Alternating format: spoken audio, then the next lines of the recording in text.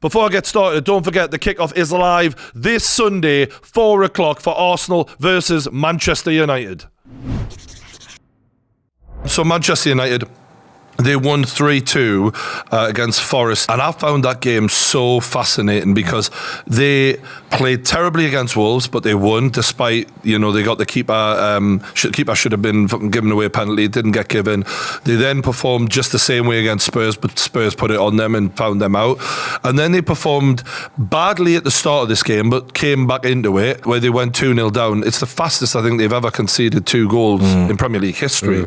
What were you making of that, lads? I find it very, very hard to get a gauge on where I think Man United are at the moment. It's really, really difficult because, like you say, you watch them one week, they're underwhelming. It depends whether you've got a half full or half empty mentality, because I look at the game against Wolves, for example. If you've got a half empty mentality, you'll look at that and you'll go, they're rubbish and Wolves aren't great either. And they, held out until the 90-odd minute. But if you've got that half full mentality, you're going to go, do you know what? Even when they're not playing well, like against Wolves and like against Nottingham Forest, you might think, okay, they're still getting the results. The question is kind of, have they been found out? Because if Rashford and Bruno Fernandes don't play like they did today and maybe have a 6 or 7 out of 10 game and not, they were really on fire once they started coming back into the game. I thought Ten Hag, for a system-based manager, relies heavily on individual moments of brilliance. Eddie Howe does not rely on individual moments of brilliance the way Ten Hag does. And that's the problem with this game, is coming into it, I'm thinking, okay, Wolves maybe overperformed against you, hard game, first game of the season, it can happen. Spurs actually better than we thought this season. All right, maybe we can let that go. But against Forest are the whipping boys, man. You put a nail in them straight away. To be 2-0 down, the fact that you made it a mountain to climb is my issue. It's you won the game, fair enough, but you're supposed to. But you're not supposed to make it look like a mountain. They made I don't look at Man United and feel like I think I know what he's trying to do with the team and the system. I don't sit there and feel like that passage of play resembles something I've seen before, which is like, I know what's going to happen. When they get the ball, it's quite laboured, and then they get it through, and it's like, it is those individual brilliant moments where it's like Rashford gets through on goal and then it's just like a goal. Like they did it against us, where I'm just like, I don't feel like we're losing this, but somehow they've got through on goal and they're scoring. It's like, fine. But if I was a Man United fan, I wouldn't sit there and be optimistic about what they're doing. So what I'm saying is they've got great players, world-class players in Rashford and Bruno Fernandes, or maybe world-class on his day. Rashford, Bruno is a world-class player in my opinion, but it's not a great system. And to that point, when your last man back in the first moment of a game is Marcus Rashford tracking back the opposition's attack, how the fuck does that happen? There's a bit of like negativity all around Man United, right? And I was looking at the stats around how well they're performing, and I looked at the second half of last season and included the 3 games that we've had thus far, right? They have the same amount of points as Arsenal in the second half of the season. So, we're all quite bullish on Arsenal and like their ability and their quality, and we're all quite negative on how well United have been playing and the system that they've been playing. But actually, they're equal in terms of overall points. And yes, look, you can say Man United didn't perform very well yesterday. The data actually says that they did all right. XG 3 XG. Lots of shots, lots of possession. Yeah, fair enough. They went 2-0 down very early, but again, overall performance, they got the win. And this is the key thing: is like ultimately we're in the business of getting points, right? And sometimes at Chelsea, I almost wish we were playing a certain way just to get the points, see out games, win games in a sort of a less than fashionable way. And we didn't do that last season. And ultimately, Man United, more than most teams, and actually second in the league only behind City, are doing that in the last 6 months. I think we're ignoring all of the soft data around what we're just seeing, and then that's what creates the feeling around the football club. Because if it's just as literal as just like, oh, end of this last season, our points and their points were the same, we should be happy.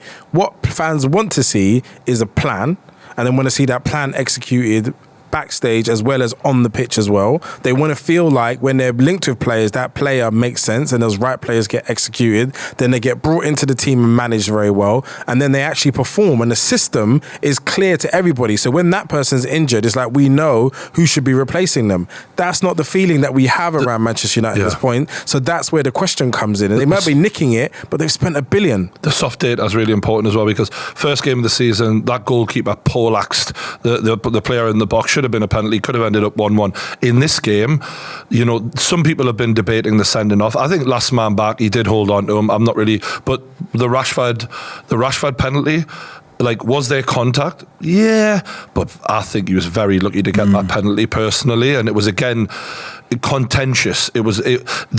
So although they've got 2 wins from 3, when I look at the actual way the games have gone, I'm like, you're fucking lucky you've got 2 from 3. We're talking about the job that Ten Hag's done with his signings and with the players that were already there. Look at what Eddie Howe's done with the signings he made and the players like Joel Linton that were already there. And then you compare it, Eddie Howe coming in and bringing in Bruno Guimaraes and a few of the other players he did, and you look at Ten Hag coming in and he's brought in Anthony. He's brought in a couple of other names that haven't been perceived to hit the ground running. And then when you look at the players that were already there, okay, Ten Hag didn't sign Jadon Sancho, but he was signed very recently before that for very big money. Yeah. So if you look at the job that... You're supposed to improve the players you have, which is what Eddie Howe has that's what he's done. Unequivocally done.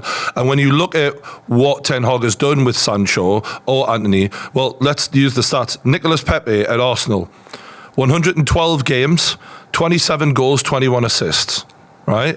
Not actually that bad. Yes, that surprised me. It's more decent than I thought it would be. So 112 games, 27 goals, 21 assists. Sancho and Anthony combined 127 games, 20 goals, 9 assists.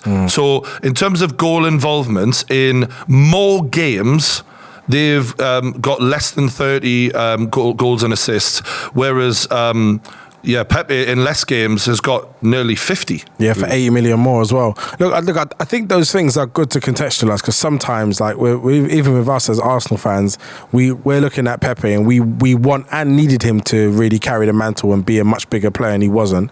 And obviously, every mistake that happens at a club does get scrutinised. But I think the amount of players that have gone Man United for big fees and have not made it, I keep talking about there's a massive culture problem. One of the other things that we don't talk about, which Arteta and Edu and Vinay has done, is create an actual culture, an actual identity, and got the fans singing again, got the Hay End moving again. Like even Jack Wilshere being at the club and doing so well with his under 18s. Like there's little things that are happening which I don't see at Man United. The Man United keep selling their youngsters for £1 million or for less money than they actually got for them. It's like, where's the resale value in your development team? Why is Elanga only 15 million? He went from being in your team to being 15 million to Nottingham Forest in 18 months. That's just mismanagement. But that's another huge Can we talk problem about Casemiro? Because he's a really interesting one, because for periods last season, I'd watch him in a game and I think, world class, wow. Yeah. Especially early on. This season, he's definitely looked miles off it. He looks unfit. He doesn't look switched on. Missed the City yesterday. Yeah. And look, that's not his job, so fair enough. But the amount of times we've seen him carelessly give the ball away and in bad positions, not tracking players, and just look not at the races at all. And then you've paid him up with Mason Mount and Bruno Fernandes. And we were talking to Babs about this, and he made a good point about how they're too like for like Bruno and Mason Mount, in that they love bombing forward. They leave you exposed a little bit in the DM role. It's not like one of them goes, I'm going to be the guy to pair up with Casemiro, and then you go. They both want to bomb forward and they're both going to give the ball away. That three doesn't work. Yeah. That three does not work. It's not a well-balanced three. And you've also got Casemiro on 350 grand a week, who is 31 years old and looks like he's aging very quickly out of nowhere. So looking at Mason Mount, I don't want to write him off completely, because I have been a bit of a fan of his for a long time, and when he is played as the Bruno Fernandes, I do think it works. But can it work alongside a Bruno Fernandes with a guy behind you who is leaking goals and looking aging? I think we saw yesterday it looks better with Christian Eriksen there. It does. It looks more balanced immediately. I think they're crying out for a proper DM to sit alongside Casemiro, take some of the defensive pressure away from him, allow Bruno to be the number 10, and then you can talk about playing as we did for Chelsea, and he's done so for England as well. Think about putting Mason Mount as one of the wing areas. I mean, they're really struggling for wingers at the moment. I think Mason Mount, and this might be a controversial one, but I think he might do better on the right-hand side than an Anthony. I agree. So the commercial and sort of like business people at Man United have failed people like Ten Hag in that they've done and paid over the odds for players that they shouldn't have paid over the odds for. And it's also correlated with the fact that they're not bringing in any money. You look at the players, you look at everyone's very quick to go at Chelsea for FFP, and rightly so probably. But you look at Man United, they bring players in for big money. They don't get anything. But they're not smart in the business sense of take Harry Maguire for example. That whole scenario is one of the worst transfers of all time, not just because he didn't work, but because of how they've handled him in realising that he's not worked. The whole world knows they are desperate to get rid of him. The fact that they re-signed Johnny Evans said that they were anticipating he wouldn't be there and they needed someone who was happy to sit on the bench. And to now have him basically have them by the throat and going, it's 9 million or I'm not going anywhere, is mental. Remember when they signed Harry Maguire as well? Sorry, when they signed Harry Maguire, it was a bit like, you've just looked at what Liverpool did with Van Dijk and the fact that they spent big on a centre-back. He came in, had a really good season. Man United go and do it. Man City last season sign a young striker called Haaland. This season, Man United go and sign Højlund. It's like, it's just like, is there any like... They're copying the homework. Yeah. But it's obviously not the same, is it? It really isn't. I think what's going to be really shocking for all of us is when this takeover happens and it goes through, because it will eventually go through, whether it's this October now. If it's now or if it's next summer.